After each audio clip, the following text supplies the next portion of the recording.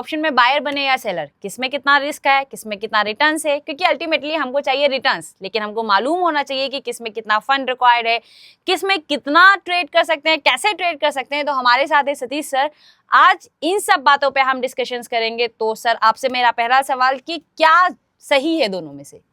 देखिए, option buyer भी बन सकते हैं या ऑप्शन राइटर भी बन सकते हैं। ठीक है। अगर हम बात करें रिस्क या रिवॉर्ड की, तो ऑब्वियसली जितना आप रिस्क लेंगे उतना रिवॉर्ड मिलेगा। ठीक बट है। यहाँ पर राइटर वाले केस में अलग कहानी है। मतलब यहाँ पर आप जितना ज्यादा रिस्क लेंगे उतना ही कम रिवॉर्ड है। क्यों? क्योंकि फंड ज्यादा लगेगा और रिवॉर्ड कम है। तो जब आप ऑप्शंस ट्रेड करते हैं तो दो चीजें होती है, एक होता है कॉल ऑप्शन और एक होता है पुट ऑप्शन। ठीक है। आपको पता है कि बाजार ऊपर जाएगा कॉल खरीद लेते हैं, जब बाजार नीचे जाएगा तो हम पुट खरीद लेते हैं। बट हम खरीद तो लेंगे, बट इनको बेचने वाला कौन है? तो जो बेचने वाला है वही राइटर है, और वो जो कॉन्ट्रैक्ट को स्टार्ट करता है, बनाता है, उसके लिए कम से कम आपको पैसा चाहिए 2 लाख रुपए। तो अगर आपके पास 2 लाख रुपए हैं तो आप राइटर बन जाइए। तो राइटिंग्स में क्या, अगर हम बात करें, बायर भी आपने बताया, राइटर भी आपने बताया, दोनों सेम ही अलग अलग इंटेंशन से आते हैं। एक प्रीमियम खाना चाहता है और एक उसी प्रीमियम को बढ़ाना चाहता है। तो दोनों में विनिंग रेशियो किसका ज्यादा होगा? देखिए, राइटर बेसिकली क्या, राइटर का इंटेंशन क्या होता है पता है? कि वो प्रीमियम 0 हो जाए। ठीक है। और बायर का इंटेंशन क्या होता है? कि वो जो दोनों अपोजिट डायरेक्शंस में जा रहे हैं, प्रीमियम खरीद रहा है वो वहां से इंक्रीज हो जाए। ठीक है। तो प्रोबेबिलिटी क्या होती है, आपने भी देखा होगा, सुना होगा, या जो भी लोग ट्रेड करते हैं, हमेशा मोस्टली टाइम पर प्रीमियम क्या होती है? 0 होती है। सेबी खुद बोल रहा है, साफ साफ डेटा दे रहा है, 95% लोग लॉस कर रहे हैं। बस बिल्कुल। तो प्रीमियम क्या हो रही है? 0 हो रही है। तो 0 हो रही, तो प्रीमियम किसको मिलेगा?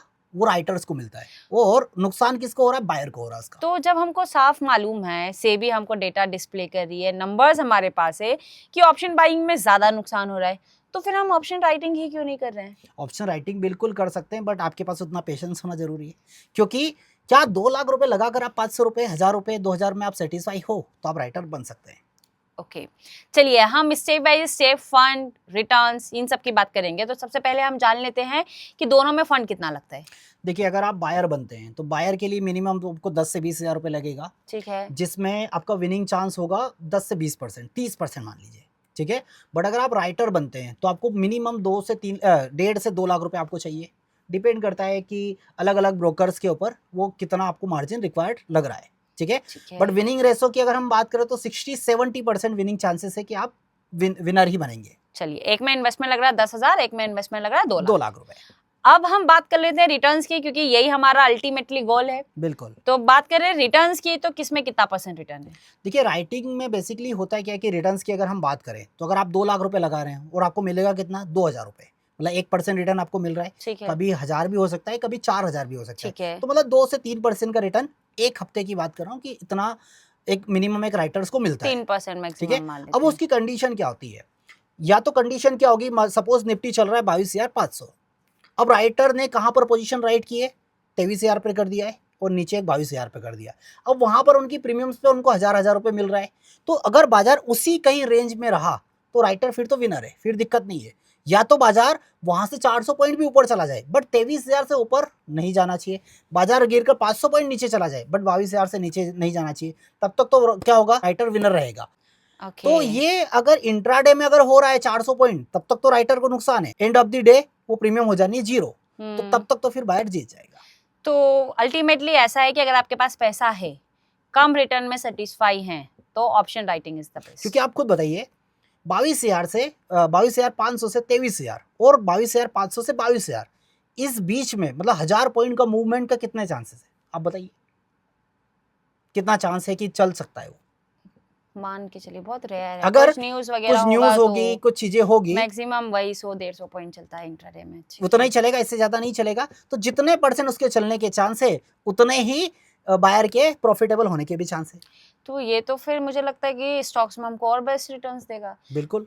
आप ऐसा करिए कि 10% ऊपर और 10% नीचे बेच दीजिए। बिल्कुल कर सकते हैं, कोई बुराई नहीं है। दोनों तरफ की प्रीमियम खाइए। दोनों तरफ प्रीमियम मिलेगा ना आपको। बस इन्वेस्टमेंट थोड़ा सा इन्वेस्टमेंट ज्यादा लगेगा।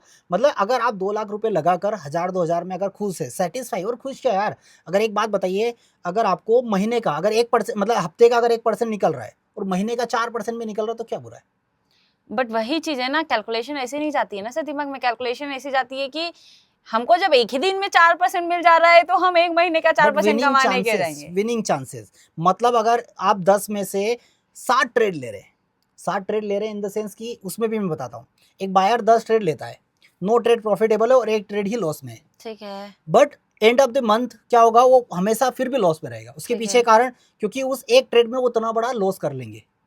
क्यों? क्योंकि होप, उम्मीद कि यार ये प्रीमियम 2 रुपये का प्रीमियम फिर बढ़ेगा, 150 200 हो जाएगा, बहुत सारी चीज़ें होती है। बट राइटर क्या सोचता है पता है कि वो 2 रुपये का जो प्रीमियम वो जीरो हो जाए, मुझे 2 रुपये चाहिए बस, इससे ज़्यादा नहीं चाहिए। तो 90% केसेस में वो 2 रुपये हमेशा क्या होगा, जीरो ही होगा, ना कि 2 रुपये का प्रीमियम 200 रुपये जाएगा।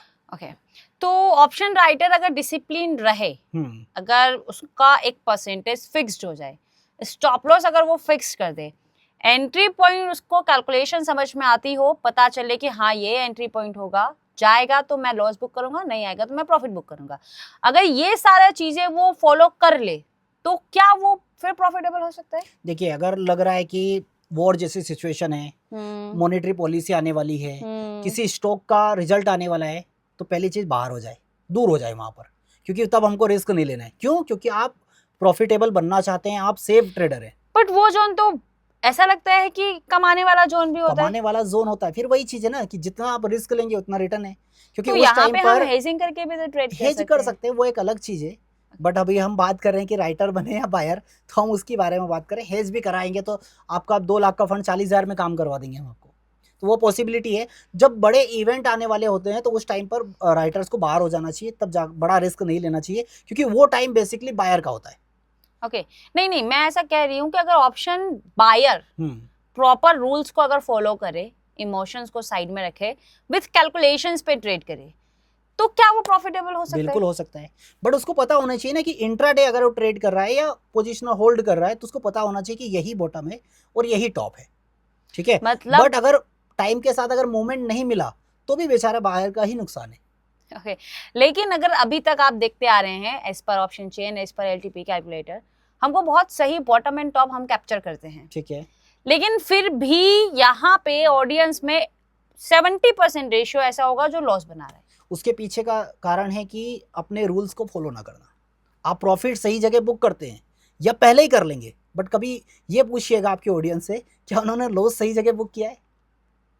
मैं बता रहा हूँ ना कि आप कमेंट में बताइए आप लोग कि आपने लॉस सही जगह बुक किया है या नहीं, क्योंकि 10 में से 9 ट्रेड आपके प्रॉफिटेबल, समझ में भी आ रहा है, सब कुछ आ रहा है, बट वो एक ट्रेड जो है उस एक ट्रेड में वो बैठते हैं इमोशंस के साथ, वो खटिया लगाकर बैठते हैं कि अब 100 पॉइंट तो चला गया, आप क्या टूटेगा, 200 पॉइंट चला गया, आप क्या टूटेगा, उठना ही नहीं है, ठीक है। अब वो प्रीमियम आ गया 20 रुपए, 200 रुपए से खरीदा था, वो प्रीमियम आ गया 20 रुपए, कितना लग रहा था वहां पर इन्वेस्टमेंट मेरा, वहां पर लग रहा था 15,000 रुपए, यहाँ पर कितना लग रहा है 150 रुपए लग रहा है, एक और 1500 रुपए लग रहा है। हाँ। तो यहाँ पर एक काम करते हैं ना, एवरेज कर लेते 10 लोट से। यहाँ पे एक और मेंटेलिटी है सर, शायद आपने भी अपनी लाइफ में कभी किया होगा इतने ट्रेडिंग ड्यूरेशन में, क्या आपने प्रीमियम लिया ऑप्शंस में 100 रुपए का प्रीमियम लिया, ठीक है, टिल एक्सपायरी आपने होल्ड कर लिया, चलिए आप अलग ही जुनून में हैं, खटिया आपका इतना लंबा है कि आप टिल एक्सपायरी तक वेट कर रहे हैं, ठीक है। 20 रुपए प्रीमियम आ गया, 10 रुपए प्रीमियम आ गया, आपको साफ दिखाई दे रहा है कि वो 20 रुपए का प्रीमियम, एक दिन पहले आपको मालूम है कि 20 रुपए का प्रीमियम जीरो हो जाना है, 20 मल्टीप्लाइड बाय 75 यानी कि अभी अभी आपको 1500 रुपए दिखाई दे रहा है। आप मुझे बताइए कितने % केसेस में आप वो 1500 रुपया बुक करके बाहर निकलते हैं? जब तक नहीं किया ना तब तक लॉस में रहे, और जहां पर बुक करना सीख गए 1500 तक इंतजार करने की जरूरत ही नहीं है। 200 का प्रीमियम था, 150 आ गया, निकल जाइए ना। आज 50 रुपए आप रिकवर कर सकते हैं, बट पूरा 200 रुपए रिकवर करने में समझिए ना कितना समय लगेगा। वहां पे वैसे मेंटेलिटी आप लोगों की काम करती है कि चलिए 100 रुपए में 7,500 जा रहा है, 1500 रुपए और चला जाएगा तो क्या ही बिगड़ जाएगा। वो बात आपकी सही है, बट उस 1500 की सिचुएशन पर उसको जाने ही मत दीजिए ना, क्योंकि मैं जब तक उसको वहां तक लेकर गया हूँ, ऐसा नहीं कि मैंने नहीं किया है। 2 रुपए का प्रीमियम भी मैंने 100 रुपए, 200 रुपए, 500 रुपए, 1000 रुपए भी जाते देखा है, ठीक है, बट उससे मेरा लॉस कभी रिकवर नहीं हुआ। वो मोमेंट मैंने पकड़ा है कि 2 रुपए से खरीदा है और वो 500 रुपए चला गया, बट कभी लॉस रिकवर नहीं हुआ से। तो उस सिचुएशन तक उसको जाने ही मत दीजिए ना, क्यों जाना है। अगर आपके पास कैलकुलेशन है, ठीक है, तो आप 10-20 रुपए वाले प्रीमियम में उलझिए मत, सीधी सी बात है, 100 वाला 200 वाला प्रीमियम उठाइए, 10 रुपए 20 रुपए आपका काम करिए, निकल जाइए। एक्सपायरी वाले दिन खाइए ना। सही बात है, एक्सपायरी वाले दिन हीरो और जीरो, उसमें भी तो यही गेम खेलते हैं, बट चांस क्या है, एक बात बताइए। वहां पे चलिए चांस ठीक है, हीरो और जीरो में प्रीमियम कितने में मिलता है? 2000, 3000, 5000, ठीक है। वहां पे मेरा माइंडसेट मेरा क्या जो हीरो जीरो करते हैं उनका माइंडसेट ऐसा होता है, या तो 5,000 रुपये आज 10,000 रुपये बन जाएगा, या 5,000 आज जीरो हो जाएगा। अब एक चीज बताता हूँ मैं आपको, वहाँ पर आप मान के चलिए आप बायर है, ठीक है, आपने सोचा कि 5 का 10 बनेगा या जीरो हो जाएगा। मैं राइटर हूँ, आपने कितना लगाया? 5,000, और मैं 2 लाख रुपए लगा रहा हूँ, वही सोच के साथ। ठीक है, आप भी 5,000 कमाना चाह रहे हैं और मैं भी 5,000 ही कमाना चाह रहा हूँ। अब बताइए किसके विनिंग चांस ज्यादा है? मतलब आपका तुक्का लगेगा, बट मेरे तो 95% केस में मुझे जितना ही है, मुझे तो पता है कि मिलना ही मिलना है। कभी कभार एक आध दिन आएगा को पोजीशंस को हेवी लॉस देगा, और अगर मुझे मैनेज करना आता है राइटिंग में तो मुझे कोई दिक्कत नहीं। कोई दिक्कत नहीं है। बहुत बढ़िया है सर। ऑप्शन राइटिंग क्या सिंपली हो जाती है डीमेट से, उसके लिए अलग कुछ है? ऑप्शन सिंपल तरीके से, जैसे आप कॉन्ट्रैक्ट को बाय करते हैं वैसे ही पहले आपको सेल करना पड़ता है, तो इस तरीके से राइटिंग, हाँ राइटिंग। लिक्विडिटी का इशू ऑप्शन बाइंग राइटिंग में हो सकता है, मतलब अगर आपको ऑप्शन राइट कर रहे हैं तो आप एक्सपायरी के एक दिन पहले पोजीशन सिक्योर अप कर दीजिए तो दिक्कत नहीं आएगी। ओके, तो ऑलमोस्ट सारे सवाल हमने ले लिए हैं ऑप्शन बाइंग को लेकर, ऑप्शन सेलिंग को लेकर, किसमें कितना रिटर्न्स है, किसमें कितना रिस्क है, चांसेस किसके ज़्यादा है, वो तो ये पूरी कन्वर्सेशन में आपको समझ में आ ही चुका होगा। लेकिन ऑप्शन राइटिंग मुझे लगता है वो भी एक नॉर्मल जिसके पास कम पैसा है वो भी एक अच्छा ऑप्शन है, बस डिसिप्लिन और as per calculations, as per data पे जाने की ज़रूरत है। अगर कम पैसा है और अगर आपको आप सेटिस्फाई है छोटे प्रॉफिट से, तो उसका तरीका है हेज करके आप कर सकते हैं। 30-40 हज़ार में आप आराम से कर क्या पाएंगे। मतलब ऑप्शन बाइंग हमको करना ही नहीं है? नहीं, ऑप्शन क्यों नहीं करना है? Okay. क्यों नहीं करना है? देखिए, राइटर के पास नहीं होता है इतना कैलकुलेशन। देखिए, राइटर हमेशा एक बात बताइए, जो परफेक्ट एनालिसिस राइटर है, ऐसा लगता है राइटर एक मंदबुद्धि बच्चा है और ऑप्शन बायर है कि स्मार्ट एक बच्चा बात है। बताइए, अगर राइटर के पास इतनी कैलकुलेशन है तो 500 पॉइंट दूर क्यों बैठा है? बिल्कुल, वो एट द मनी पे क्यों नहीं बैठ रहा है? समझ रहे हैं ना? और बायर भी अगर आपको बनना है, राइटर कुछ भी हो, आपके पास कैलकुलेशन होना चाहिए। आप वीकली रेंज ले लो, काम करती है, काम करती है ना। अगर फ्राइडे के दिन वीकली रेंज ब्रेक नहीं किए तो पूरे हफ्ते ब्रेक नहीं करेगी। चांस है कितने, 60-70% किया है तो L2 पर चले जाइए, और सेफ चाहिए तो L3 पर चले जाइए। L3 के कितने परसेंट चांस? 99% चांस है उसकी एक्यूरेसी देता है वो। तो डिपेंड करता है कि आपके पास क्या होना चाहिए। हम तो दूर देख रहे हैं ना राइटर्स को, बट बायर क्या है, अगर आपके पास प्रॉपर कैलकुलेशन है कि यही बॉटम है, इससे नीचे नहीं जाएगा, 70% एक्यूरेसी है, तो आप बायर बनिए ना, फिर राइटर थोड़ी बनना है आपको। बिल्कुल।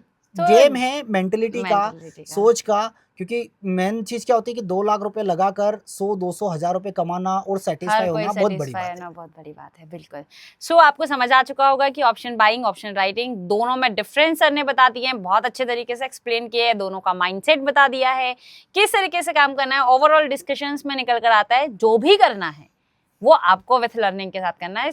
पॉइंट आपको मालूम होना चाहिए, कहाँ से गिरना है, क्या होना है, ये एक कैलकुलेशंस होती है। लाइक तुक्का ट्रेडिंग में कोई भी आज तक पैसा नहीं बना पाया है, तो लर्निंग बहुत जरूरी है। लर्निंग के लिए ये YouTube चैनल आप फॉलो कर लीजिए, ऐसी ही डिस्कशंस वाली वीडियोस आपको YouTube चैनल पे मिलेगी। चैनल को सब्सक्राइब कर लीजिए एंड बेल आइकन भी प्रेस कर लीजिए, ताकि ऐसी ही इन्फॉर्मेटिव वीडियोस हम लोग आपके लिए लेकर आए।